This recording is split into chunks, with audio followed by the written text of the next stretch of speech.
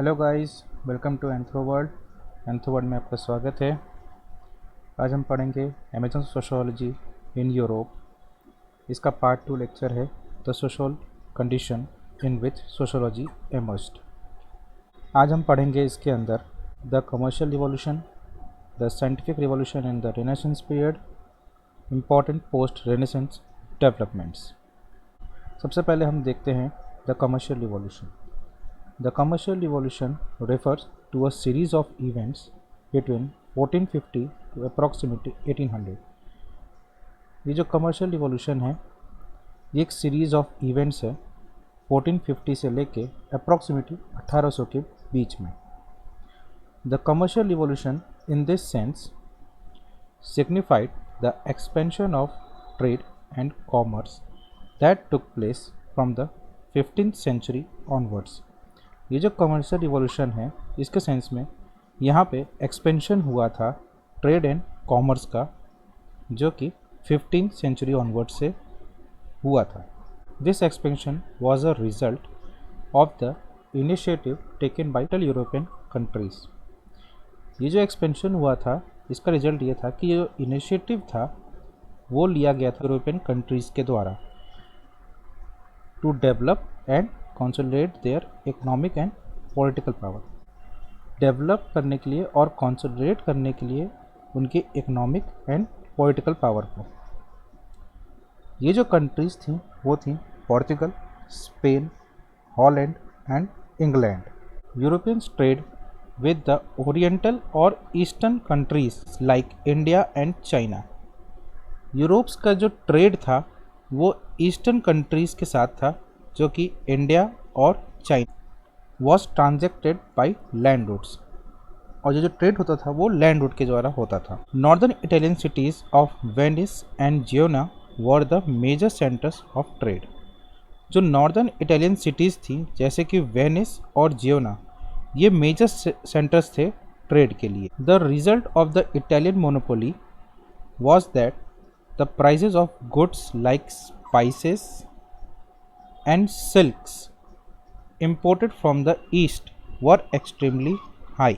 कि यहाँ पे इटालियन की मोनोपोली हो गई, जिसकी वजह से स्पाइसेस और जो सिल्क इंपोर्ट किए जाते थे ईस्ट से, उसके जो प्राइजेस थे वो बहुत ही ज़्यादा हाई हो।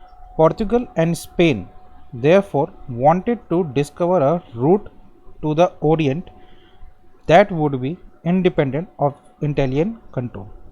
पोर्चुगल और स्पेन जो थे वो एक नया रूट डिस्कवर करना चाहते थे जो कि इंडिपेंडेंट हो इटालियन के कंट्रोल से।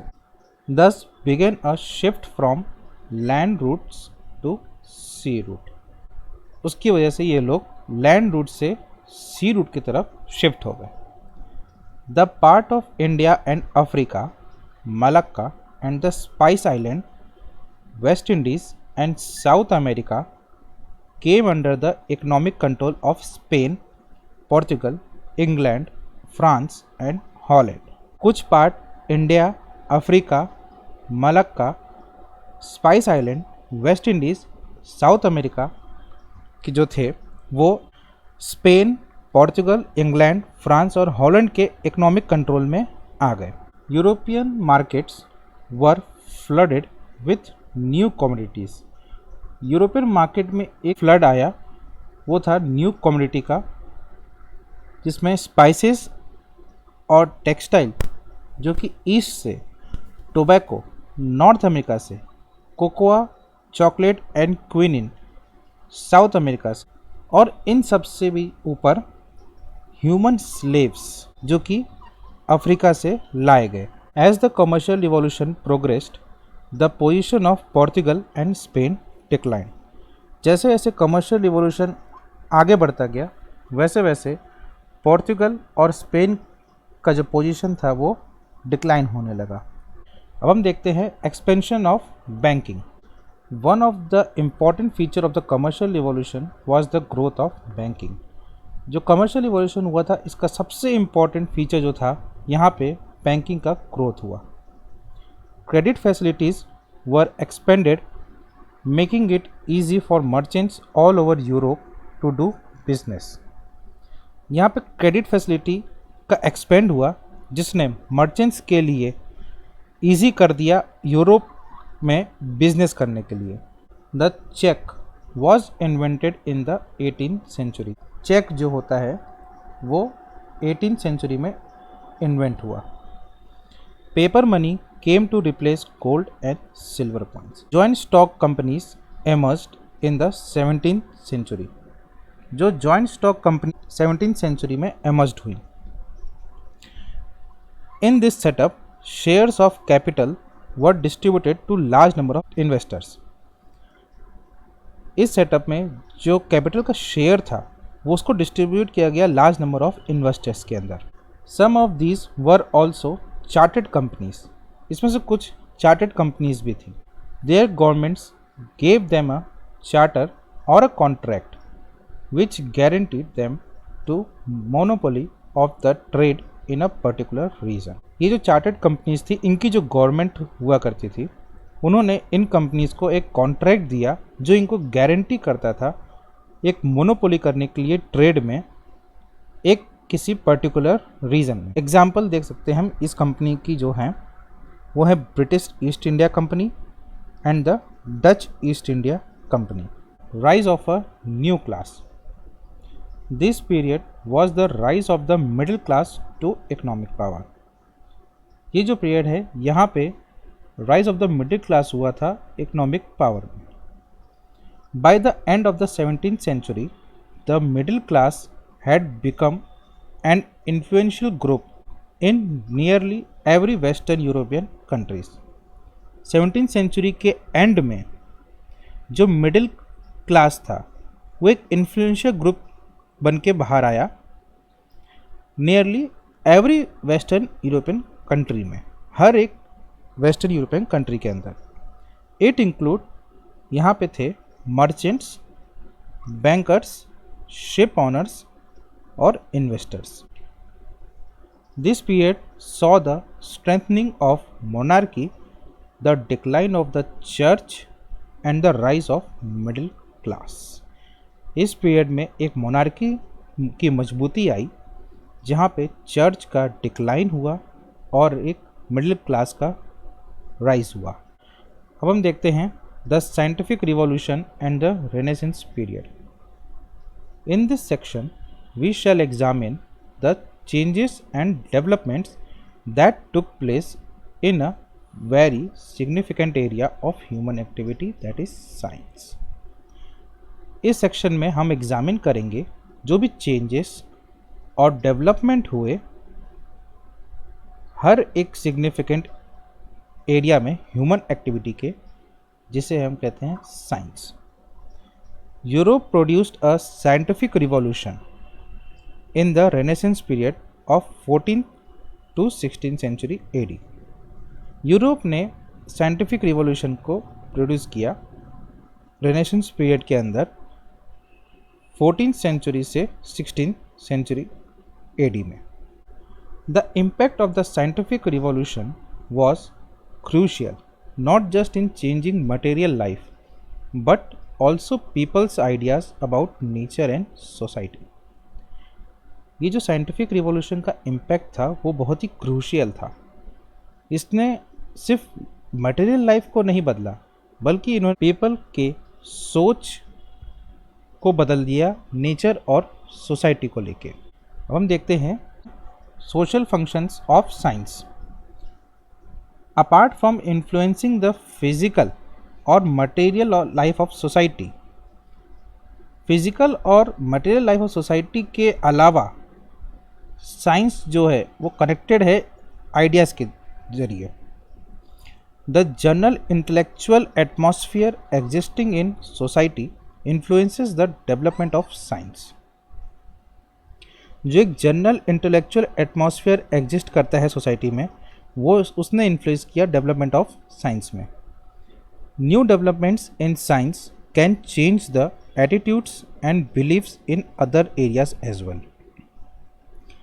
जो भी साइंस में न्यू डेवलपमेंट होते हैं वो चेंज करता है एटीट्यूड और बिलीफ को दूसरे एरियाज में भी।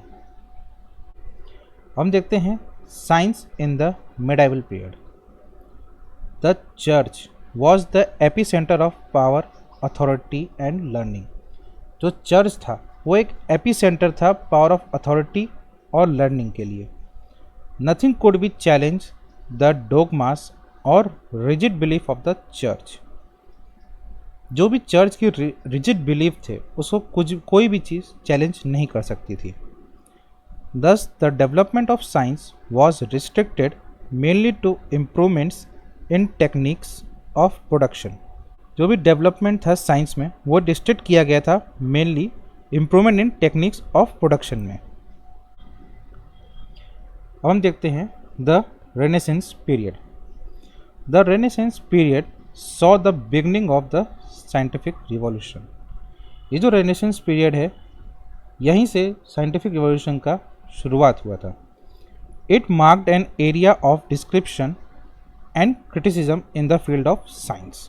इसने मार्क किया था एरिया ऑफ डिस्क्रिप्शन में और इसने क्रिटिसिज्म किया था in the field of science में। It was a clear break from the past, a challenge to an old authority.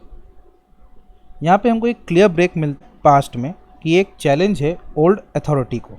Late us briefly observe some of the major developments in art and science of this period. सबसे पहले visual arts, medicine, chemistry, navigation and astronomy. अब हम सबसे पहले देखते हैं visual arts. Art, literature and science all flourished. A scientific approach to nature and the human body become prevalent. यहाँ पे आर्ट, लिटरेचर और साइंस जो थे वो फ्लरिश्ड हो गए, मतलब ख़त्म हो गए। और यहाँ पे साइंटिफिक अप्रोच एक नेचर को लेके और ह्यूमन बॉडी को लेके वो यहाँ पे उसने अपना जगह बना लिया। We can see this in the paintings of that period which explored the smallest detail of nature and the human body. ये सब चीज़ें जो भी हुई हम एक पेंटिंग में देख सकते हैं उस समय की, जहाँ पे एक्सप्लोर किया गया है small details of nature and the human body को। अब हम देखते हैं medicine. Dissection the human body became acceptable. Dissection आपको ऐसे पता होगा, जो हम लोग कहते हैं ऑपरेशन करना, पेशेंट का जो ऑपरेशन होता है ओटी में, ऑपरेशन थिएटर में, वो यहाँ पे एक्सेप्ट कर लिया गया। Doctors and physiologist directly observe how the human body was constructed. जो डॉक्टर्स थे और जो फिजियोलॉजिस्ट थे उन्होंने डायरेक्टली ऑब्जर्व किया कि ह्यूमन बॉडी कैसे बनी है। The fields of anatomy, physiology and pathology दस बेनिफिटेड ग्रेटली। एनाटॉमी, फिजियोलॉजी और जो पैथोलॉजी है उसको यहाँ पे बहुत ज़्यादा बेनिफिट मिला। हम देखते हैं chemistry. A general theory of chemistry was develop. यहाँ पे एक जनरल थ्योरी डेवलप हुई केमिस्ट्री की। Chemical process like oxidation, reduction, distillation, amalgamation etcetera were studied. यहाँ पे केमिकल प्रोसेस जैसे हमको पता है, हम लोग ने पढ़ा है ऑक्सीडेशन के बारे में, रिडक्शन के बारे में, डिस्टिलेशन, एमलगेमेशन, यहाँ पे ये सब की स्टडी की गई। अब हम देखते हैं navigation and astronomy. Vasco da Gama reach the Indian shores in 1498। Vasco da Gama India के शोर पे आए, मतलब लैंड पे आए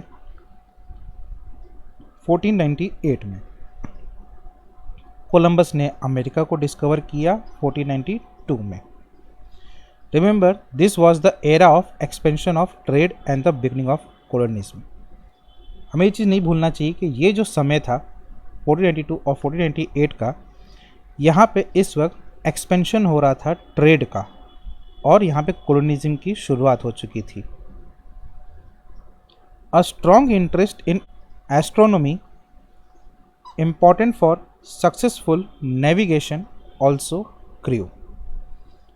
यहाँ पे एक स्ट्रॉन्ग इंटरेस्ट आया एस्ट्रोनॉमी में, जो कि एक इम्पॉर्टेंट सक्सेसफुल नेविगेशन ग्रू भी किया। अब हम देखते हैं important post renaissance developments. Here we describe the developments in different fields that led to new methods and perspectives in scientific research. यहाँ पे हम डिस्क्राइब करेंगे जो भी डेवलपमेंट हुए डिफरेंट फील्ड्स में और वो एक न्यू मेथड में आए साइंटिफिक रिसर्च के अंदर। वो हैं experimental method in physics and mathematics, biology and evolution. सबसे पहले हम देखते हैं experimental methods in physics and mathematics. The work of physicist and mathematicians like Galileo Galilei, Johannes Kepler and subsequently Sir Isaac Newton revolutionized science। ये जो हमारे physicist और mathematicians थे जिनको हम लोग बड़े अच्छे से जानते हैं, गैलीलियो गैली, जॉन्स केपलर और सर आइजैक न्यूटन, ये इन्होंने साइंस में एक रिवोल्यूशनाइज्ड किया। It brought to the forefront of the experimental methods. इन्होंने एक्सपेरिमेंटल मेथड्स को लाया। Old ideas were challenged and alternatives were suggested. यहाँ पे जो पुराने आइडियाज़ थे उनको चैलेंज किया गया और उसकी जगह ऑल्टरनेटिव्स को सजेस्ट किया गया। If these alternative ideas could be proved and repeatedly verified and checked out, they were accepted. ये जो ऑल्टरनेटिव आइडियाज़ थे अगर ये प्रूव हो जाते हैं और रिपीटेडली वेरीफाइड हो जाते हैं और ये चेकड आउट हो जाते हैं तो ये एक्सेप्ट कर लिए जाते हैं। Scientific methods thus came to be regarded as the most accurate, the most objective. जो भी साइंटिफिक मेथड्स था वो मोस्ट एक्यूरेट कहा गया। अब हम देखते हैं biology and evolution. As has been mentioned earlier, dissection of the human body helped people gain a better understanding of its working। जैसे कि हमने पहले मेंशन किया था कि डाइसेक्शन जो है उसने बहुत हेल्प की थी ह्यूमन बॉडी को और अच्छे से समझने में कि वो कैसे वर्क करता है। इसका एग्जांपल है circulation of blood was discovered by William Harvey. जो बॉडी में ब्लड फ्लो होता है उसको सबसे पहले विलियम हार्वे जी ने डिस्कवर किया था। The human organism came to be viewed in terms of interrelated parts and interconnected systems। जो ह्यूमन ऑर्गेनिज्म में चीज़ें हैं उसको देखा गया कि ये इंटररिलेटेड पार्ट्स में कनेक्टेड हैं और ये कि इंटरकनेक्टेड सिस्टम है इसके अंदर। This had its impact on social thought of Comte, Spencer and Durkheim. इसने जो सोशल थिंकर्स हैं उनको जिनको जानते हैं अगस्त कॉम्ते, स्पेंसर और एमाइल दुर्कहाइम, इनके सोशल थॉट पे एक इम्पैक्ट डाला। The British naturalist Charles Darwin has published the origin of species in 1859।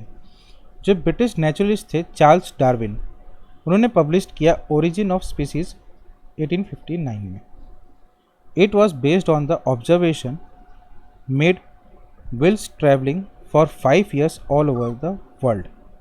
इनका जो ऑब्जर्वेशन था, उन्होंने जब ये पूरे वर्ल्ड को ट्रैवल किया 5 साल तक, तब उन्होंने जो भी ऑब्जर्व किया उन्होंने अपनी इस बुक में लिखा था। Darwin put forward the theory that various living organism compete for the limited resource the earth has to offer.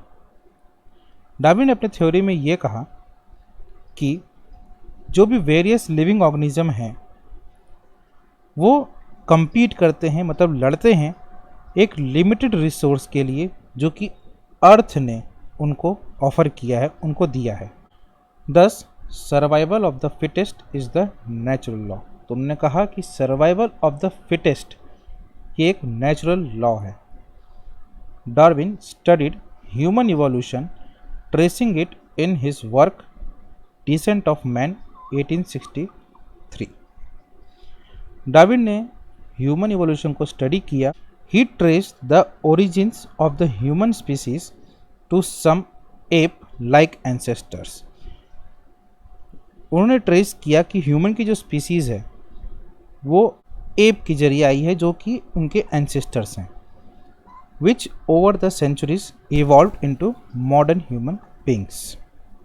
जो कि जैसे जैसे सेंचुरी बीतती गई वो इवॉल्व होते गए एक मॉडर्न ह्यूमन बींग्स में। It was believed that God made humans in his own image. ये बिलीव किया जाता है कि गॉड ने ह्यूमन को बनाया है इन हिज ओन इमेज, उनके खुद की सोच में। And conservatives were not willing to accept that they were descended from the monkey. और जो कंजर्वेटिव्स एक्सेप्ट नहीं करना चाहते हैं कि वो मंकी के जरिए आए हैं। Darwin's evolutionary theory did however gain wide acceptance. Darwin की जो इवोल्यूशनरी थ्योरी है उसने पूरे विश्व में एक्सेप्टेंस हासिल कर ली।